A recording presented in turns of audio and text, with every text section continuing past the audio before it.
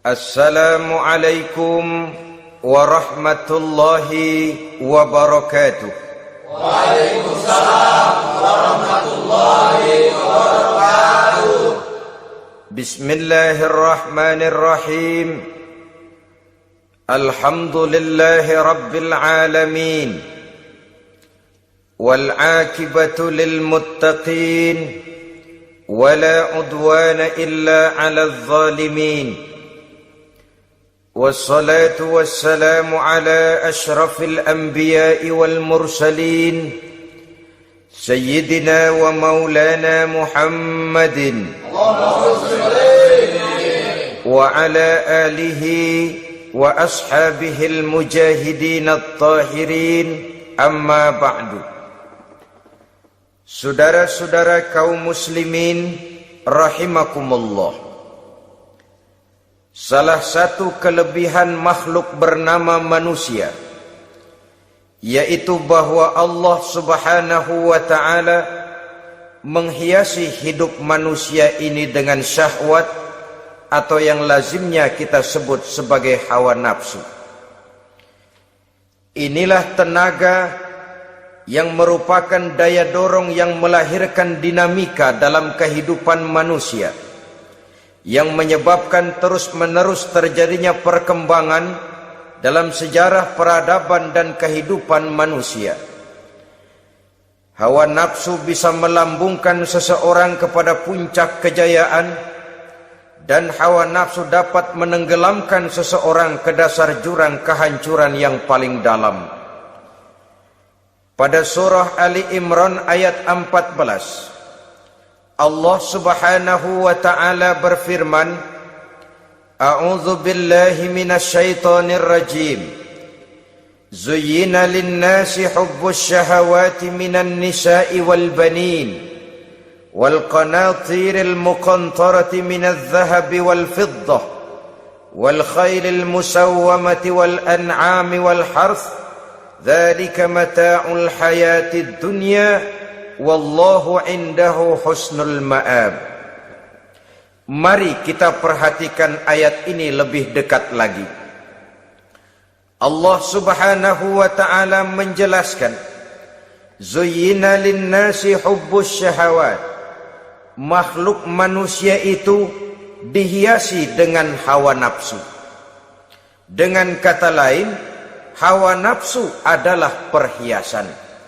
Manusia tanpa hawa nafsu sama saja dengan orang yang tidak berhias, monoton, tidak mempunyai perkembangan dalam gerak kehidupannya. Tetapi kalau hawa nafsu adalah perhiasan, maka jika kita berbicara soal perhiasan, ada dua hal yang harus menjadi catatan pokok.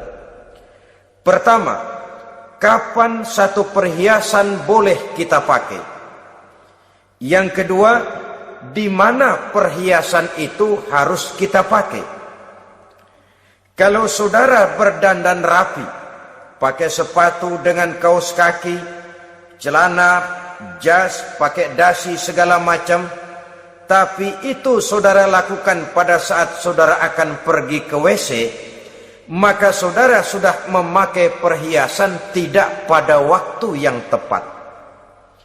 Begitupun sebaliknya, kalau jam tangan saudara pakai di kaki, kopiah saudara pasang di kaki, lalu sepatu naik ke atas jidat, maka saudara memakai perhiasan tidak pada tempatnya yang tepat. Demikian juga sifat yang bernama nafsu. Kapan dia boleh diperturutkan, di mana dia boleh disalurkan, adalah tugas daripada agama untuk mengatur syahwat atau hawa nafsu. Lihatlah kehidupan malaikat. Malaikat makhluk yang diciptakan Allah tanpa hawa nafsu. Maka kehidupan malaikat monoton. Malaikat tidak mempunyai peradaban dan kebudayaan. Malaikat adalah makhluk yang secara instingtif diciptakan untuk berbakti, tidak punya alternatif atau pilihan lain. Saudara lihat, Ada malaikat yang sejak diciptakan diperintahkan untuk sujud, sujud saja sampai sekarang, enggak bangun-bangun. Ada malaikat yang sejak diciptakan diperintahkan untuk tasbih, tasbih saja, yang lain tidak. Ada malaikat yang sejak diciptakan diperintahkan mencabut nyawa, nyawa saja urusannya, yang lain tidak. Pekerjaannya monoton. Tetapi memang karena tidak ada hawa nafsu, tidak ada kecenderungan malaikat untuk nyeleweng. Belum pernah kita dengar misalnya ada malaikat Jibril korupsi ayat. Ini kelihatannya ayat bagus ini, nggak usah disampaikan kepada bawahan Muhammad, dipakai sendiri saja. Tidak. Kita belum pernah dengar malaikat maut keliru mencabut nyawa orang yang belum waktunya modar. Belum pernah. Malaikat itu ibadun mukramun la ya'sunallaha fima amarahum wa yaf'aluna ma yu'marun. Maka kehidupan malaikat adalah monoton. Dinamika tidak ada, peradaban dan kebudayaan juga tidak ada. Andai kata bumi dan seluruh isinya diserahkan kepada malaikat untuk mengisinya, barangkali saudara tidak akan pernah kenal jembatan Semanggi, saudara tidak akan pernah kenal Monas, gedung-gedung bertingkat, gedung-gedung pencakar langit. Semua yang menggerakkan itu adalah karena manusia mempunyai hawa nafsu. Nah, kemudian pada kalimat berikutnya Allah memberikan rincian. Apa nafsu kepada apa yang paling menonjol dalam kehidupan manusia itu? Pertama, minan nisa, hawa nafsu kepada perempuan. Ini tentu yang ditujukan laki-laki. Dimanapun saja makhluk bernama laki-laki, kalau dia normal, tidak impoten, mesti suka kepada perempuan. Itu wajar, bin pantas alias normal. Tetapi tadi saya katakan di awal, nafsu kepada perempuan adalah perhiasan. Kapan makainya, di mana makainya, itulah tugas agama memberikan tuntunan dan aturan. Saudara-saudara kaum muslimin rahimakumullah, nafsu kepada wanita dapat mengantarkan seseorang kepada puncak kejayaan, tapi nafsu kepada wanita bisa menenggelamkan seseorang ke jurang kehancuran. Bergantung kepada latar belakang apa yang mendorong timbulnya syahwat tadi. Dengan kata lain, motivasi syahwat tadi digerakkan oleh iman dan ketakwaan, atau semata-mata karena memang syahwat yang merupakan kendaraan iblis. Penyelewengan pertama yang terjadi dalam sejarah kehidupan manusia adalah penyelewengan yang dilakukan oleh Nabi Adam alaihi salam pada saat ia memetik buah khuldi. Kenapa itu dilakukan oleh Nabi Adam? Karena terdorong oleh rasa sayang dan cinta kepada istrinya Hawa. Sebenarnya Hawa lah yang merajuk, Siti Hawa lah yang membujuk, dan Nabi Adam oleh karena syahwatnya kepada istrinya memperturutkan bujukan Siti Hawa itu. Peristiwa Nabi Adam ribuan tahun yang lalu akan terus relevan sampai ke zaman kita sekarang ini. Berapa banyak orang-orang yang karena terlalu ingin menyenangkan istrinya, lalu tidak segan-segan melakukan perbuatan-perbuatan yang menyimpang, baik itu merugikan orang lain, merugikan masyarakat, bahkan merugikan bangsa dan negaranya. Seorang pedagang tidak akan segan-segan menipu. Sebaliknya pun begitu. Tidak jarang wanita di dalam kelemahannya bisa menenggelamkan dunia. Seorang suami yang jujur, polos, lugu, sederhana bisa jadi koruptor ulung karena didorong-dorong oleh istrinya. Istrinya barangkali bisa saja dibakar-bakar oleh tetangganya. Suaminya jujur, sederhana, kepala bagian, tempatnya basah tapi melarat. Istri rupanya tidak sabar melihat gaya hidup yang makin konsumtif, persaingan yang makin tajam. Suaminya dikipas-kipasin. Kata istrinya, bang, tetangga sebelah kita lakinya pegawai kecil, bang, tapi gelangnya kayak pelek beca. Abang ini kepala bagian tidak bisa membelikan saya macam itu, percuma lah. Kata suaminya, ya bagaimana bu, gaji saya cuma segitu-gitunya. Ya namanya kepala bagian, apaan, kayak sahabat dulu. Kalau sudah berpikir ke arah ini, artinya sudah ngipasi suaminya untuk melakukan tindakan yang tidak wajar. Saudara-saudara kaum muslimin rahimakumullah, sejak zaman klasik sampai kepada zaman kita sekarang ini, kita melihat kecenderungan syahwat kepada wanita ini. Julius Kaisar yang katanya gagah perkasa, ternyata tunduk di bawah kaki Cleopatra.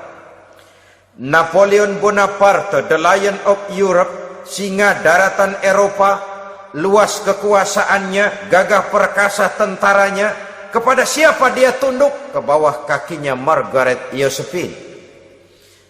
Demikianlah di zaman kita sekarang, kita melihat di Jepang, betapa Perdana Menteri Uno didesak mengundurkan diri dari jabatan Perdana Menterinya oleh karena terlibat skandal dengan geisha. Kita juga melihat di Amerika betapa Senator Gary Hart dari Partai Demokrat yang masih muda, jenius, diharapkan masa depan Amerika lahir dari tangannya, terpaksa mengundurkan diri dari calon presiden oleh karena terlibat skandal dengan Donna Rice. Kita juga menyaksikan betapa parlemen dan kabinet di Inggris sempat geger oleh karena skandal Pamela Bordes, pelacur kelas kakap yang melanglang buana mencari sasaran-sasaran kakap. Ini adalah kisah kejatuhan yang diakibatkan oleh hubbus syahawat minan nisa. Oleh karenanya benar jika Nabi kita menyatakan an-nisa'u imadul bilad, wanita adalah tiang negara. Jikalau baik wanita, baik negara. Jikalau rusak wanita, hancur negara. Kalau syahwat kepada wanita cuma semata-mata karena syahwat, maka seorang laki-laki akan memandang wanita cuma sekedar alat pemuas hawa nafsu. Nilainya rendah. Sedangkan agama kita mengajarkan ma akraman nisaa illa karimun wa ma ahanan nisaa illa laimun, kata Nabi. Tidak akan menghormati kaum wanita kecuali orang-orang yang terhormat, dan tidak akan merendahkan derajat kaum wanita kecuali memang orang-orang yang rendah moralnya. Dengan kata lain, apabila syahwat minan nisa ini dilandasi dengan semangat iman dan ketakwaan, maka kehidupan Rasulullah sallallahu alaihi wasallam sungguh menjadi figur dan contoh dalam kehidupan kita. Perkawinannya bukan karena wajah yang cantik semata-mata, tapi lebih merupakan nilai ibadah kepada Allah Subhanahu wa ta'ala. Dengan demikian, kecenderungan kepada hubbus syahawat minan nisa dikontrol oleh nilai iman. Barometernya, tolok ukurnya adalah iman. Di zaman sekarang banyak kasus kawin campur yang pada akhirnya akan membingungkan kita sendiri. Padahal Al-Quran secara jelas dan tegas memberikan bimbingan. Orang itu kalau sudah, kata Imam Syafi'i, wa ainur ridha an kulli aibin kalilatun kama anna aina suhti tubdil masawiya. Mata kalau dibalut cinta dia buta terhadap nista, tapi mata kalau dibalut benci hanya melihat yang keji-keji saja. Biasanya cinta kepada wanita memang bisa menimbulkan dorongan yang positif, tapi juga bisa membuat seseorang buta sama sekali. Dorongan yang positif paling kurang dari segi penampilan. Coba lihat lelaki kalau lagi demen perempuan, lenjeh banget kan. Sisiran rambutnya rapi, teriskaan bajunya lancip, sepatunya mengkilat, kantong celananya tebel, perkara anduk isinya bukan soal. Yang penting kan gaya. Lalu dinamis, kreativitasnya ada saja timbul. Tapi pada sisi lain, jikalau orang sudah kehilangan pertimbangan, juga kadang-kadang tidak segan-segan mengorbankan akidah, mengorbankan nilai-nilai iman. Padahal ini taruhan utama, sampai Quran dengan tegas memberikan peringatan. Wala ammatun mu'minatun khairun min musyrikatin walau a'jabatkum. Perempuan budak yang hitam legam, kalau beriman itu lebih baik untuk dinikahi daripada wanita cantik berkulit kuning langsat tapi musyrik.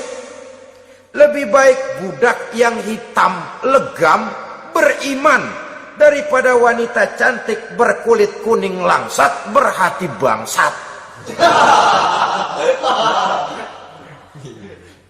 Tapi kita kadang kehilangan pertimbangan. Karena agama, karena cinta agama digadaikan. Karena cinta akidah terjual. Karena cinta keyakinan jadi korban. Ini semua penyakit yang datang dari hubbus syahawat minan nisa. Kecenderungan mengumbar nafsu kepada perempuan. Ini memang perhiasan, tapi bisa juga jadi bumerang dalam kehidupan manusia. Berapa banyak penyelewengan terjadi karena pengaruh wanita yang tidak bisa jadi bisa. Ini pengaruh di dalam kehidupan memang sedemikian besarnya. Sehingga saudara-saudara kaum muslimin, inilah yang perlu dikendalikan dalam kehidupan, kapan dan di mana. Kalau nafsu adalah perhiasan, kapan dan di mana perhiasan itu harus kita pakai, di mana dia harus kita tempatkan. Begitu juga yang menyangkut soal perempuan. Kapan? Ya kapan tentu kalau sudah nikah. Di mana? Yang jelas bukan di depan umum.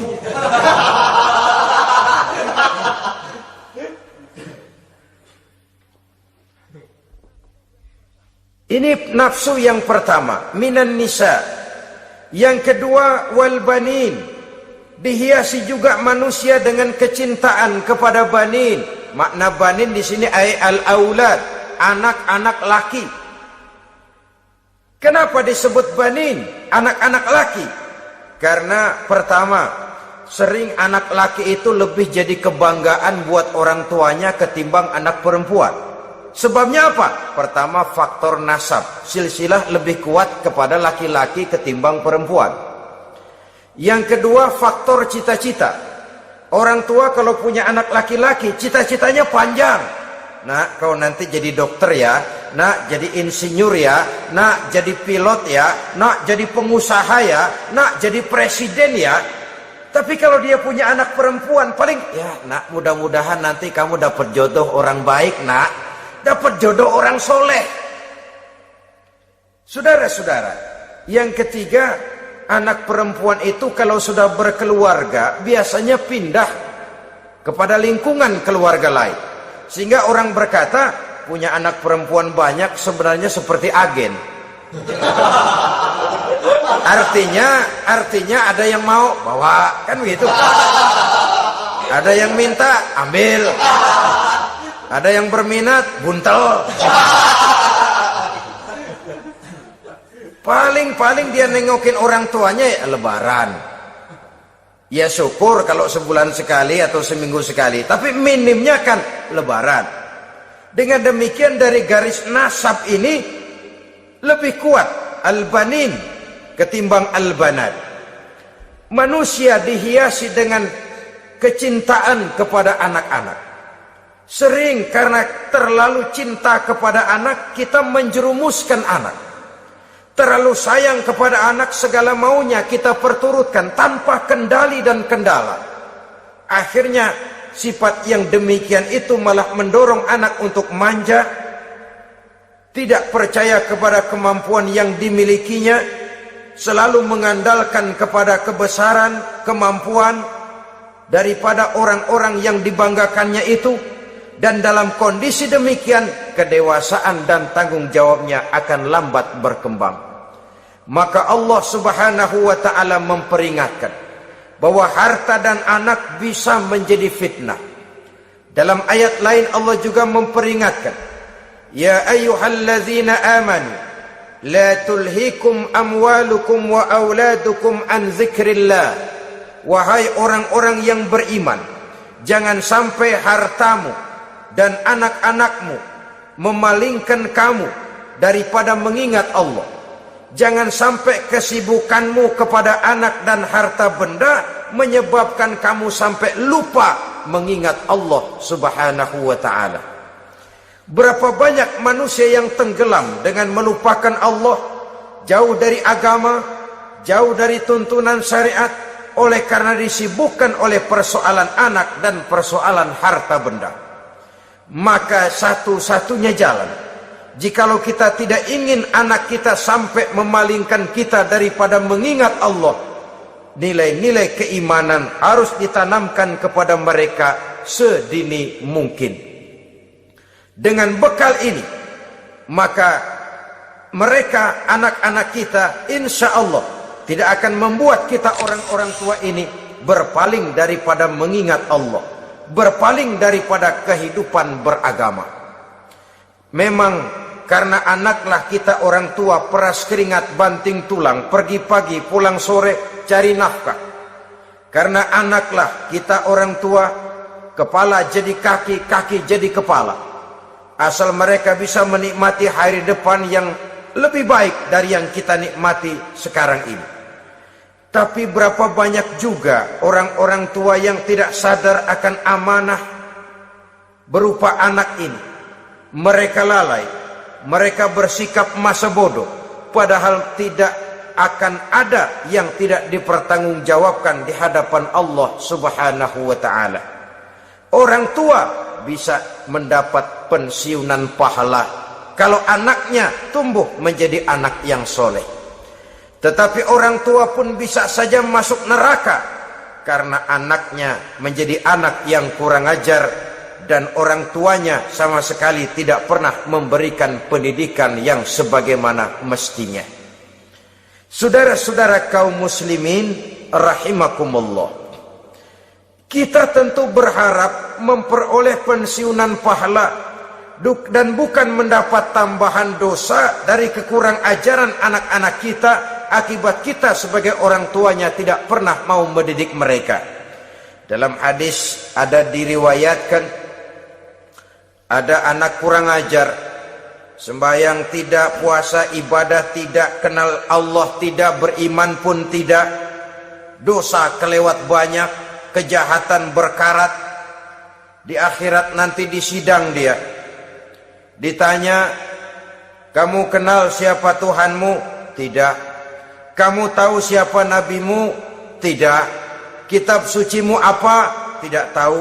Kiblatmu di mana? Tidak ada. Kamu sholat? Tidak pernah. Kamu puasa? Tidak pernah.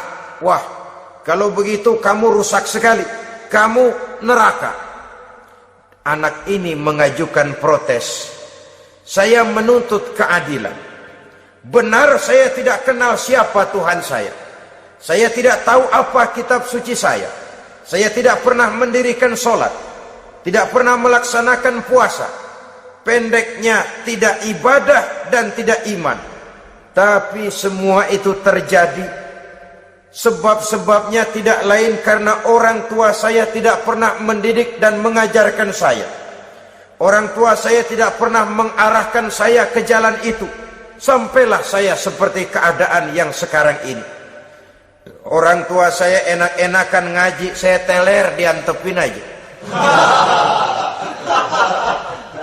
Orang tua saya memegang kitab, saya megang botol. Dia tahu, dia diam saja. Dia tahu dan dia tidak memberikan peringatan. Karena orang tua saya lah, maka saya jadi seperti sekarang ini.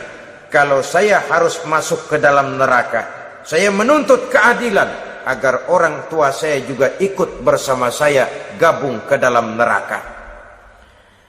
Orang tuanya yang baik-baik dipanggil, Sudah mau berangkat ke sorga nih orang tua, dipanggil, "Ntar dulu mas, ini dulu." Mau kemana, kancang banget? Sorga pak, nanti dulu urusan belum beres. Ini benar anakmu ini? Dilihat anaknya, iya anak saya ini. Waktu di dunia nggak pernah diajarin ngaji, nggak pernah. Sampai dia nggak kenal Tuhannya, nggak kenal nabinya, nggak kenal kiblatnya, nggak kenal kitabnya. Iya. Dia sembahyang, kamu dia nggak sholat, kamu diemin aja. Iya kali. Kenapa pakai kali? Yang benar ngomong lah. Ramadan dia nggak puasa, kamu nggak tegur, kamu diam saja. Iya. Wah, kamu nggak tanggung jawab. Kamu tahu anak itu adalah amanah. Menyia-nyiakan amanah adalah khianat. Khianat adalah dosa besar. Jadi bagaimana saya? Ya kamu gabung sama anakmu, join ke neraka berdua bareng. Lantaran kamu tidak mau mendidik mereka, anak-anakmu, maka jadilah anak-anakmu seperti sekarang ini. Saudara-saudara kaum muslimin rahimakumullah. Sebaliknya, jikalau anak-anak kita yang kita cintai ini, yang merupakan buah hati belahan jantung, tumbuh dan berkembang menjadi anak-anak yang soleh, yang bermanfaat bagi masyarakatnya, bagi agama, bangsa dan negaranya, kita orang tuanya bolehlah tentram menerima pensiunan pahala. Menerima pensiunan pahala dari kesolehan anak yang ditinggalkannya. Alangkah nikmatnya mendapat pensiunan pahala. Terbaring kita di bawah pohon kemboja, nilai kebaikan kita dikenal orang, nama kita akan tetap hidup. Oleh karena kita meninggalkan anak-anak yang tumbuh menjadi generasi yang soleh, bukan anak yang salah. Oleh karenanya, kecintaan kepada anak jangan sampai membuat kita lalai dari mengarahkan mereka kepada kehidupan beragama. Di zaman sekarang ini, kecenderungan kita mengarahkan anak pun sudah kepada kecenderungan yang berbau materialistis. Maka yang ramai bagaimana anak bisa mengejar program MBA, Master of Business Administration, supaya keluar bisa jadi manajer. Bagaimana anak lalu kursus komputer, supaya keluar menjadi tenaga yang canggih di bidang komputer. Ya, kalau dia perempuan cantik, bagaimana dia bisa masuk Akademi Sekretaris and Management, supaya bisa jadi sekretaris. Atau bagaimana dia bisa masuk sekolah nyanyi, supaya nanti jadi penyanyi dengan tarik suara, uang lalu mengalir ke dalam kocek jutaan nilainya. Maka yang ramai pun hal-hal yang semacam itu. Dalam pada itu, pengajian, kursus-kursus keagamaan, study club yang membicarakan masalah-masalah agama, ramainya kadang-kadang kalau bulan Ramadan, dianggap training center. Ya lumayan, daripada tidak sama sekali mah lumayan. Tapi dengan demikian ini kan merupakan bagian terpokok dari kehidupan manusia. Alangkah idealnya jika dia mengantongi gelar MBA, Master of Business Administration, tapi punya nilai iman yang tangguh, ahli komputer tapi punya keyakinan beragama yang mantap. Dan ini harus ditanamkan lebih dahulu sebelum dia menguasai disiplin ilmu yang lainnya. Saudara kaum muslimin rahimakumullah, kecintaan kepada anak-anak sering mendorong seseorang untuk menimbulkan sifat nepotisme. Segalanya serba garis keturunan. Sejak ia jalur birokrasi sampai ke dalam kehidupan sehari-hari, nepotisme ini bisa terlihat. Orang kehilangan kondisi objektivitasnya.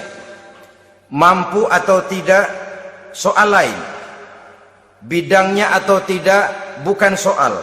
Yang penting masih ada hubungan keturunan. Maka timbullah tumpang tindih untuk sesuatu pekerjaan yang tidak sesuai dengan kemampuan dan keahliannya.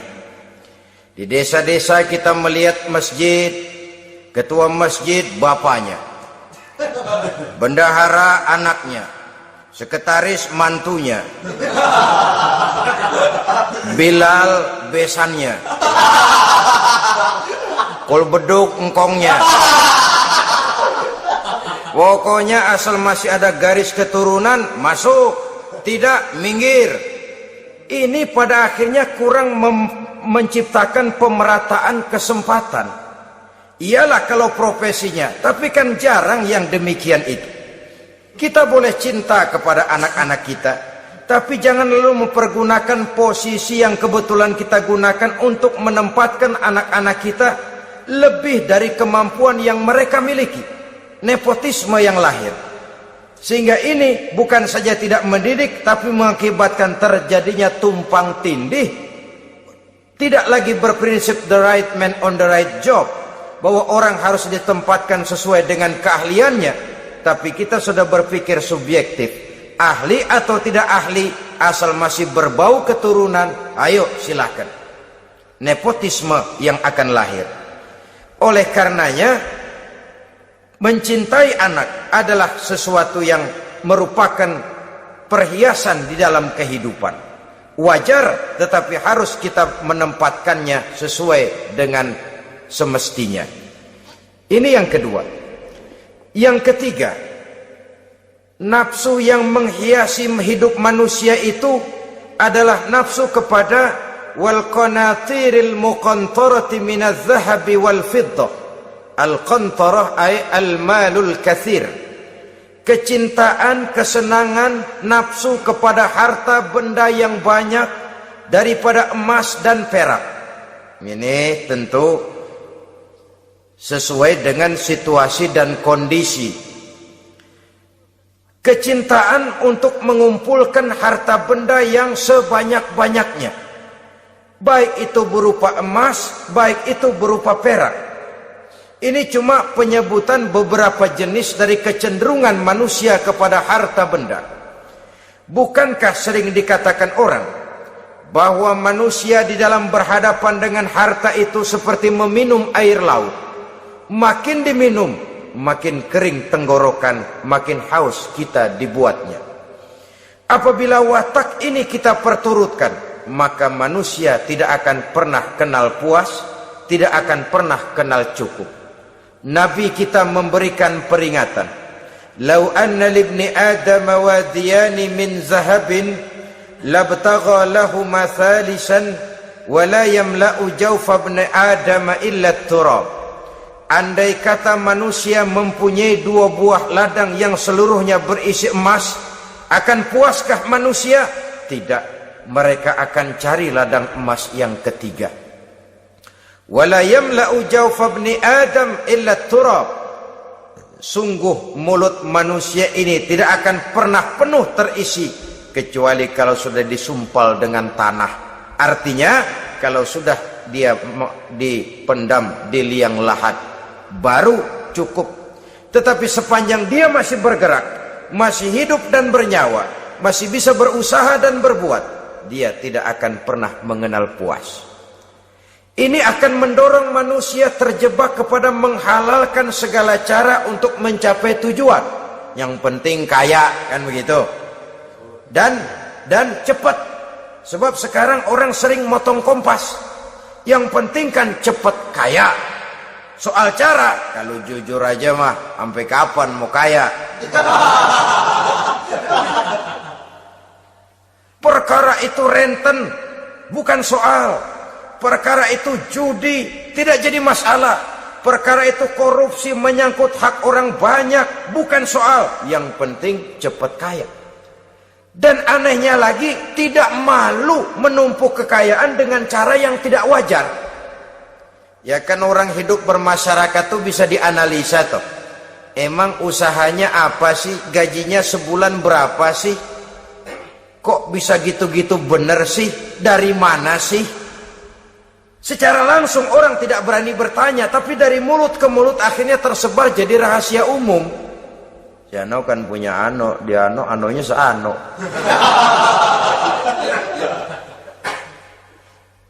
Ini bisa jadi bahan pertanyaan dalam kehidupan, akhirnya jadi gunjingan. Orang sudah tidak terlalu peduli dari mana kekayaan itu diperoleh, yang penting kaya. Dengan menghalalkan segala macam cara, terjebaklah ke dalam cara-cara mafia, terjebaklah ke dalam cara-cara yang tidak wajar, tidak bijaksana, memperkuat klik, clean, dengan menghantam yang lain. Saudara-saudara kaum muslimin rahimakumullah, bahwa manusia punya nafsu ingin kaya itu boleh. Boleh. Agama memberikan tuntunan, memberikan aturan. Tidak hanya sekedar asal kaya, tidak hanya sekedar asal banyak harta. Malahan hadis menyatakan, kalau saudara diberikan umur panjang, pertanyaan akhirat cuma satu kok.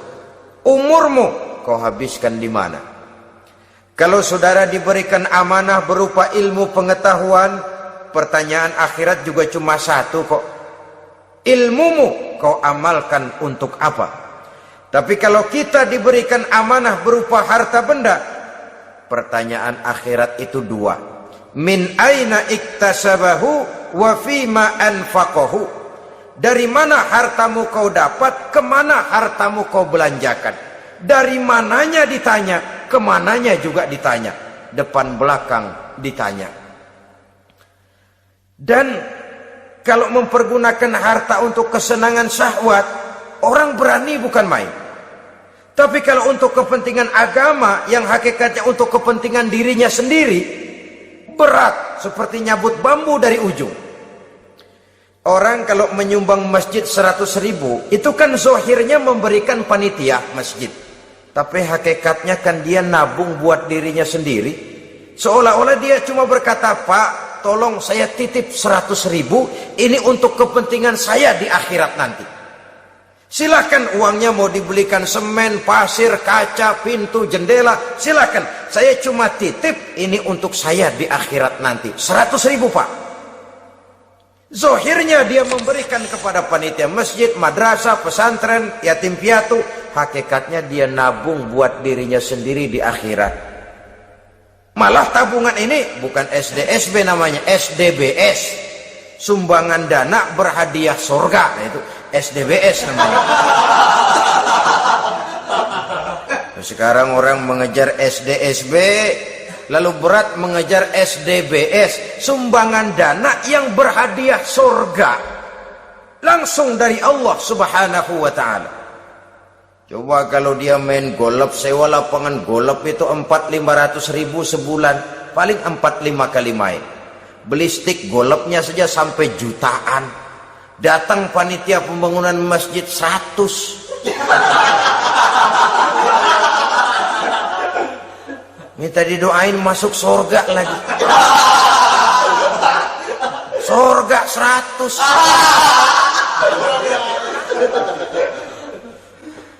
Saudara-saudara kaum muslimin rahimakumullah, kecintaan kepada harta benda yang banyak, baik berupa emas, berupa perak, mendorong orang untuk berlomba-lomba yang Allah peringatkan dalam Al-Quran, alhaakumut takatsur hatta zurtumul maqabir. Kamu telah lalai akibat kamu berlomba-lomba memperbanyak materi dunia. Hatta zurtumul maqabir, sampai kamu dekat masuk ke liang kubur, baru rupanya sadar bahwa perlombaan ini tidak akan pernah sampai ke garis finish. Betapapun jauhnya rally Paris-Dakar, garis finishnya ada. Betapapun hebatnya medan yang ditempuh, buasnya gurun pasir Afrika, garis finishnya pasti ada. Itu kan rally yang terbuas di dunia katanya, Paris-Dakar. Tapi garis finishnya ada. Namun jikalau kita berlomba memperbanyak harta, kita tidak akan pernah sampai ke garis finish.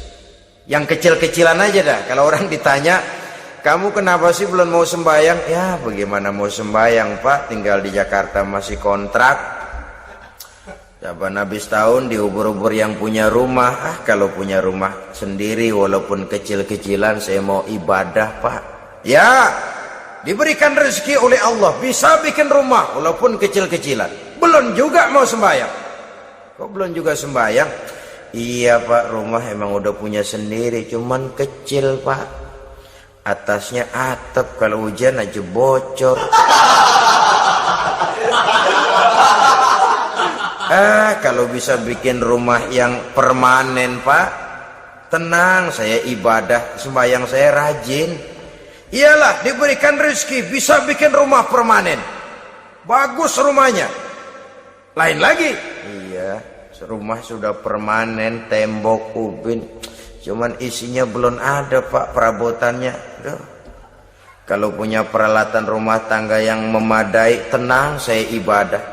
Diberikan juga rezeki bisa beli perabotan rumah tangga yang lumayan. Di atas tehelnya sudah pakai karpet, mebelnya spaghetti, tempat tidurnya alga spring bed dan lopilo, ada kulkas, ada TV, di sebelah TV ada kunci mobil. Kuncinya mobilnya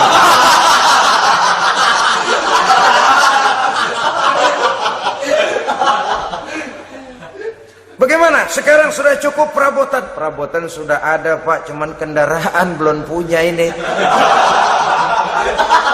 Kemana-mana masih ngukur jalanan aja. Kalau punya kendaraan enak, kemana-mana cepet Pak, mau ke masjid juga getap dah, rajin. Diberikan rezeki, bisa beli kendaraan. Lain lagi nanti. Sudah punya sepeda, pengen punya motor, kepengen punya mobil, kepengen punya pesawat terbang, pengen punya kapal induk. Sudah punya kebun, pengen beli sawah, sudah punya sawah, pengen punya gunung, sudah punya gunung, laut diborong. Perlombaan materi tidak akan pernah membawa kita ke garis finish, karena sifatnya sangat abstrak, bahkan akan mendorong kita seperti gurita, cenderung kepada penyakit tamak bin rakus alias serakah. Dengan demikian saudara-saudara, bahwa kecintaan kepada harta merupakan nafsu, dan nafsu itu adalah perhiasan, dia bisa menjadi daya dorong positif. Kalau dalam upaya memperoleh harta itu kita tidak akan keluar dari tujuan keridhaan Allah. Saya cari nafkah, tapi yang Allah ridho. Saya ingin kaya, tapi dengan cara yang Allah ridho. Ini kunci yang akan menyelamatkan kita manusia dari perangkap menghalalkan segala cara. Ini yang ketiga. Yang keempat, dihiasi manusia itu dengan nafsu kepada wal khailil musawwamah, kuda yang bagus, kendaraan yang bagus, kuda yang terpelihara. Al-musawwamah ada yang mentafsirkan ar-ra'iyah. Ar-ra'iyah itu yang digembalai, binatang ternak, kuda yang digembalai atau kuda yang diikat. Artinya, kalau dulu kan yang namanya tuan-tuan tanah itu baru dibilang bejeger kalau kemana-mana naik kuda.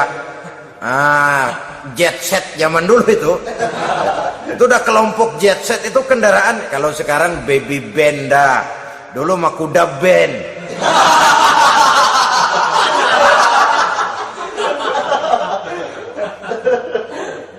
Manusia punya kecenderungan suka kepada kendaraan. Apalagi di zaman sekarang ini, wah, iklan-iklan itu kan sangat menggoda kita, melayani segala macam bentuk penjualan. Nah, ini lalu terangsang biar duit cekak. Kalau udah ngebaca itu, wah, berani banget dah. Tahu duit nggak mungkin cukup, tapi begitu baca melayani segala macam bentuk penjualan dengan fasilitas ringan. Nah, jadi dah. Jadi juga punya mobil, jadi dah. Perkara utang itu bakal nyekek leher, bukan soal. Kasihan saudara-saudara kita di daerah-daerah yang terjebak kepada iklan-iklan merangsang, yang akhirnya di luar kemampuan, sehingga terjebak. Pada saat dia harus mengembalikan kredit, dia tidak mampu, barang disita, uang hangus, nyengir deh. Bekipas sembari tahlil. Habis arang besi binasa. Bahwa kita menginginkan kendaraan yang serba baik, silahkan. Tiap akhir tahun ganti merek, keluar yang baru, ganti lagi. Itu kalau orang yang mampu. Buat kita yang tidak mampu, kenapa tidak bersyukur melihat yang lebih rendah di bawah kita? Alhamdulillah kita punya mobil, tangga kita cuman punya motor. Yang punya motor, syukur kita punya motor bisa rada cepetan. Tangga sebelah punya sepeda, mana-mana kekejek mulu. Yang punya sepeda, alhamdulillah punya sepeda. Tangga sebelah kemana-mana jalan kaki. Yang jalan kaki, syukur masih bisa jalan. Teman sebelah lumpuh bertahun-tahun gak yang lumpuh, alhamdulillah masih hidup. Tangga sebelah kemarin out, nggak balik lagi. Saudara-saudara, saya pikir menengok ke atas itu perlu supaya ada rangsangan kita untuk maju. Tapi menengok ke bawah pun juga lebih perlu agar kita mensyukuri yang ada dan tidak suudzon, tidak buruk sangka kepada Allah. Apa yang diberikan Allah kepada kita sekarang ini, itulah yang terbaik menurut Allah untuk kita. Saudara-saudara kaum muslimin rahimakumullah. Dahulu ada seorang pemuda, matanya buta. Dia mengeluh, "Ya Allah, kenapa saya dilahirkan dalam keadaan buta? Apa dosa saya? Apa salah saya? Andai kata saya tidak buta, saya melihat keindahan alam ini, saya lebih akan bersyukur kepadamu ya Allah." Nah sudah, dia berburuk sangka kepada Allah. Satu hari, ini Raja Baduy di pedalaman mengerahkan tentaranya menculik anak-anak muda. Ini Raja Baduy ini kanibal, artinya suka makan daging manusia. Anak-anak muda ini diculik. Yang masih muda-muda ya, kalau kambing muda itu kan di sop rada sedap. Rupanya ini Raja kanibal ini begitu. Anak-anak muda termasuk ya pemuda yang buta tadi itu kena culik. Ya sudah diculik, dirawatlah di istana raja ini, diberikan pakaian bagus, dikasih makan serba enak. Sebab apa? Supaya badannya gemuk. Setelah gemuk nanti dipotong di sop legit. Udah kerjanya cuma makan tidur, fasilitas nikmat, tidur enak. Udah giliran dapat 1 bulan 2 bulan kemudian, ketika mau diambil anak-anak muda ini, raja sendiri yang milih mana yang disop duluan nih. Sampai giliran anak muda yang buta ini, raja geleng kepala. Yang begini mah buta, dagingnya nggak enak. Ini satu lepas aja, lepas. Saya mau makan daging orang buta, lepas aja. Pulang ini anak muda, batinnya bersyukur, sujud syukur, ya Allah, katanya, untung saya buta. Coba kalau saya nggak buta udah habis saya disop. 2 bulan yang lalu dia mengeluh, "Ya Allah, kenapa saya dilahirkan dalam keadaan buta?" Sekarang dalam pulang ke rumah, perjalanan menuju ke rumah, dia berkata, "Alhamdulillah, andai kata saya tidak buta, habis badan saya disop oleh raja yang kanibal tadi itu." Saudara-saudara kaum muslimin rahimakumullah. Jadi dengan demikian pola hidup yang konsumtif sesungguhnya sangat tidak mendidik apabila dilatar belakangi oleh kemampuan yang tidak menunjang. Dengan demikian setidaknya mendidik orang untuk berkhayal. Anak-anak muda sama merek mobil ngerti banget dah, punya kagak? Ini BMW model terakhir nih. Nih kemarin gue ngeliat di sana, gue megang rame banget.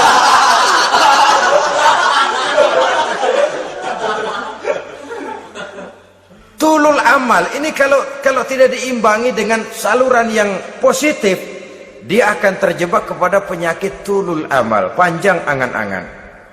Baiklah ya, wal khailil musawwamah. Yang keempat, yang kelima maksud saya, wal an'am, cinta kepada binatang ternak. Manusia ini kan punya kecenderungan macam-macam. Setelah rumahnya bagus, hartanya banyak, kendaraannya cukup, ingin beternak. Jadilah peternak. Ini kecenderungan manusia, wajar saja sepanjang didapat dan dilakukan dengan cara-cara yang wajar. Wal hars, dan tumbuh-tumbuhan, bertani, bersawah, berladang, itu merupakan kecenderungan daripada manusia.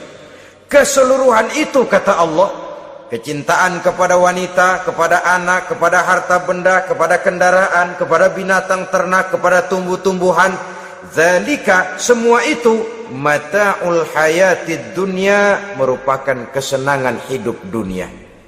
Berapa lama kesenangan hidup dunia? Sebentar, seumur manusia.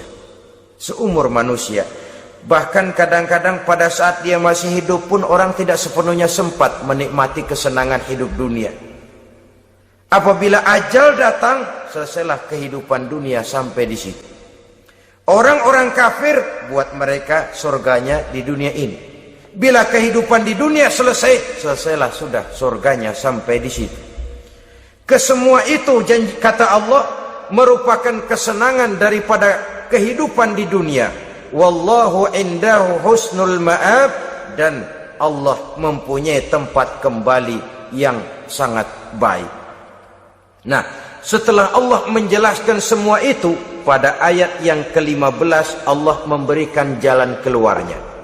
Memperturutkan nafsu kepada wanita, anak-anak, harta benda, kendaraan, binatang ternak. Bijaksanakah itu? Dalam ayat ke-15 surah Ali Imran ini, Allah memberikan penjelasan tuntas. Qul a'unabbi'ukum bi khairim min zalikum. Katakan kepada mereka Muhammad, maukah kamu aku beri kabar yang lebih baik dari semua itu? Lebih baik daripada kesenanganmu kepada wanita, kepada anak-anak, kepada harta benda, kepada kendaraan dan sebagainya. Mau kamu aku beritahu yang lebih baik daripada semua itu? Jawaban tentu mau. Kalimatnya bukan ukhbirukum, a'unabbi'ukum. An-naba itu berita yang besar. Lain dengan al-khabar, itu berita biasa saja. An-naba, sehingga pembawa berita disebut nabi. Dari naba, yanbi, pembawa berita yang benar. A'unabbi'ukum, maukah aku tunjukkan kepada satu berita yang benar-benar besar dan benar-benar lebih baik dari yang semua disebutkan tadi. Apa jalan keluarnya?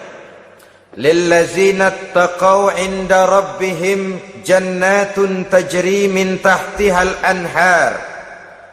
Bagi orang-orang yang bertakwa kepada Allah, mereka akan mendapatkan surga yang di bawahnya mengalir sungai. Khalidina fiha, mereka akan kekal di dalamnya. Wa azwajun mutahharah, dan mereka mendapat istri-istri yang suci. Waridwanum minallah, dan keridhaan daripada Allah subhanahu wa ta'ala. Kalau kamu hai orang-orang yang beriman, kalau kamu hai manusia menyangka bahwa nafsu kepada wanita, anak-anak, mengumpulkan harta benda, kendaraan yang menarik, binatang ternak dan tumbuh-tumbuhan itulah yang lebih baik untuk kesenangan dunia, memang itu kesenangan dunia. Tapi nih, seolah-olah kata Allah, nih saya kasih tahu kamu, aku beritahu yang lebih baik dari semua itu. Apa? Takwa kepada Allah. Kecintaan kepada wanita. Kalau takwa dasarnya, orang nggak amburadul, nggak semrawut, nggak pokoknya gue masal perempuan dan membuat terus. Tapi punya kaidah, punya norma. Demikian juga kepada anak-anaknya. Demikian juga kepada harta benda. Pokoknya asal harta, mau halal, mau haram, tekuk terus saja. Semuanya dilandasi oleh taqaw, lillazina taqaw, oleh ketakwaan kepada Allah. Nah, ketakwaan ini akan menghasilkan apa? Inda rabbihim jannatun tajri min tahtihal anhar. Melahirkan, menghasilkan surga yang di bawahnya mengalir sungai-sungai.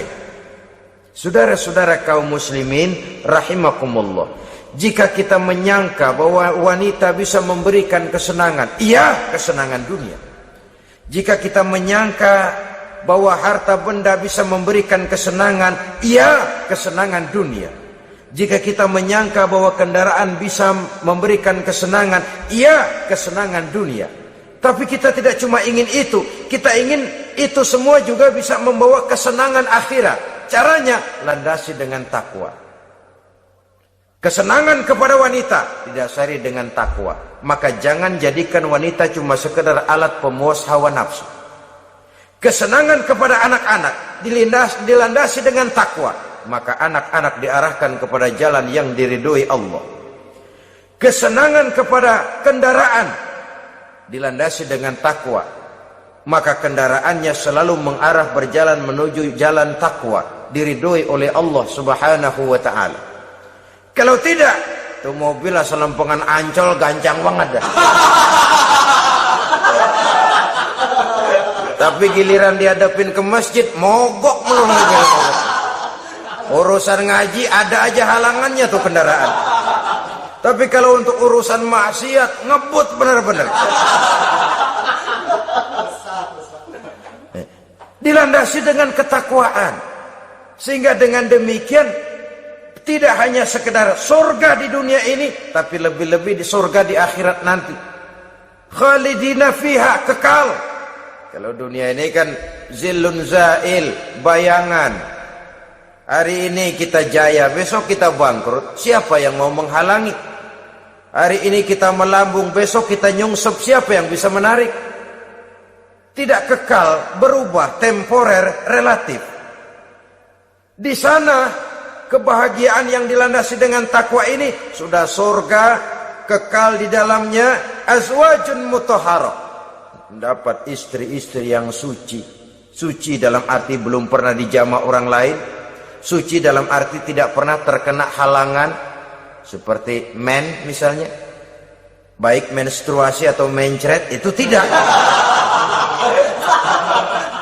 Azwajun mutahharah. Konon makna mutahharah ini ya artinya juga bisa selalu gadis, bidadari itu. Selalu perawan. Tidak pernah janda. Walaupun tiap hari dipakai, perawan terus. Dan yang lebih penting, waridwanum minallah, mendapat ridho dari Allah Subhanahu wa ta'ala.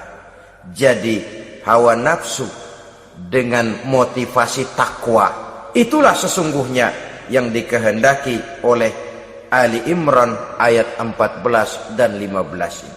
Dengan demikian, manusia dengan ketakwaannya mengendalikan hawa nafsu dan bukan malah dikendalikan oleh hawa nafsunya. Sehingga dengan demikian seluruh fasilitas yang dimilikinya, baik itu berupa istri, anak, kendaraan, binatang ternak, harta benda, tanam-tanaman, seluruhnya semakin meningkatkan ketakwaannya kepada Allah Subhanahu wa ta'ala. Mudah-mudahan kita bisa mencapai tingkat ini, di mana kita hidup mampu dan sanggup mengendalikan nafsu, bukan malah dikendalikan oleh hawa nafsu.